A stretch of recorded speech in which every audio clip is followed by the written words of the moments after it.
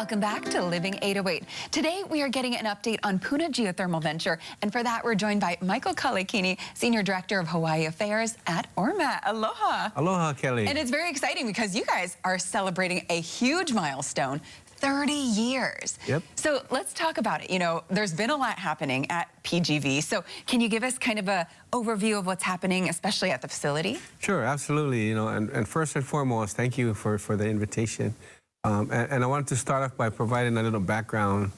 So PGV came online commercially in 1993. Thus, 2023, like you mentioned, is the 30th year that we've been in operation. We are located in the town of Pahoa, in the district of Puna. And our parent company is Ormat, which is, has a corporate office out of Reno, Nevada. So we've been there 30 years.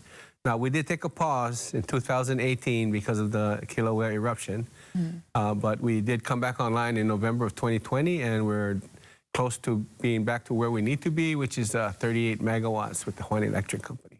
Awesome. Okay, and obviously there have been a lot of things recently that have been, you know, moving parts. So the Hawaii Public Utilities Commission, they conditionally approved and also amended and restated the power purchase agreement. So can you tell us a little bit about what that is and what that means now? Sure, yeah. So the amended and restated power purchase agreement was something that we worked with Hawaiian Electric, formerly Helco, Hawaii Electric Light Company on the Big Island.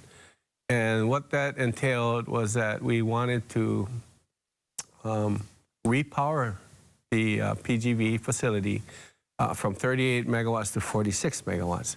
So how would we do that? The plan would be that we would install 3 new, more modern units to replace the old 12 units that exist today. So the PUC, like you mentioned, did approve the ARPPA in 2022.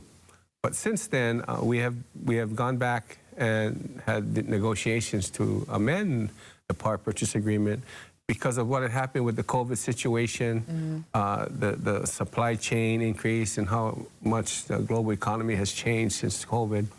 So we've submitted an amendment for cost adjustment, and we've also submitted an amendment to get flexibility in being able to declare commercial operation. Okay. So the plan will be the 3 units, 46 megawatts, utilizing the same geothermal resource that can produce 38 megawatts. But because the equipment is much more efficient, it's going to be an improvement of 20%. So we'll have less rotating equipment, which would mean a reduction in noise compared to today. We'd also have less piping, which means there's a reduction in the potential for emissions. Right? And so the contract will be a fixed price, delinked from oil.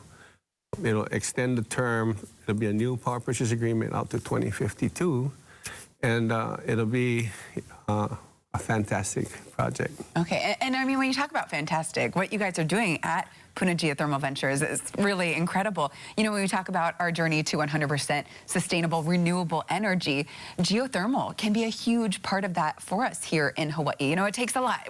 We love solar, we love wind, but I mean, the added benefit of geothermal. So just to kind of put it into perspective and, you know, let people know what you guys are doing, how much of the island right now is being powered by renewable energy? So from you guys? Yeah, from us. So just a little background. Prior to the eruption, PGV provided over 30% of all the energy. That's awesome. Yeah, it's incredible. And so now we're getting closer to the contract of 38. So we're up there near 30% of our contribution.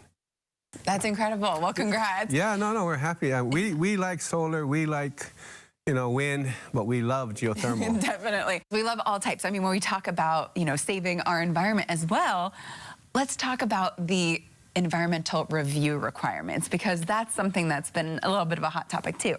Yeah, absolutely. So when the PUC approved our amended and restated power purchase agreement, it was a conditional approval.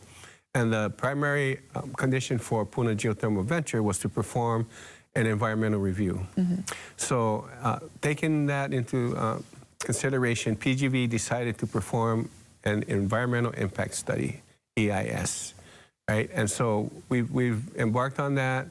And the plan is that we'll perform the EIS in 2 phases. The first phase will consider the 46 megawatt project that I just explained, with the new equipment. And the second phase would be the opportunity to go up to 60 megawatts at PGV. Awesome. Okay, and if people want to learn more about that or anything that you guys are doing, where do we go for more info?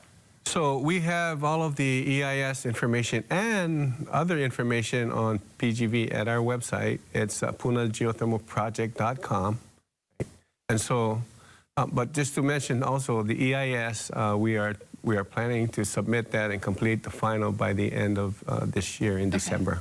Okay, good to know. And we'll have a link to your website on our website if you are interested in learning more information so you can get connected with Puna Geothermal Ventures. But we also, of course, Mike and I, we chatted on our episode of Empowered a couple months ago, right. And we got to feature everything that PGV is doing, and it's really cool to go behind the scenes. So if you're interested in really seeing everything that their operations entail, make sure you check that out, and that can also be found online. Thanks so much, Mike. Yeah, I wanted to mention one small factoid. Sure. You know, since 1993, the amount of energy that PGV has produced has displaced over 140 million gallons of oil. Wow. So we're proud that we can say that. Awesome. And we're proud that you can say that as well. I mean, the fact that Hawaii is such a starting point and a launch pad for these really big movements is inspiring for the nation. So thank you for all the hard work you guys are doing. Thank Really you, appreciate Kelly. it.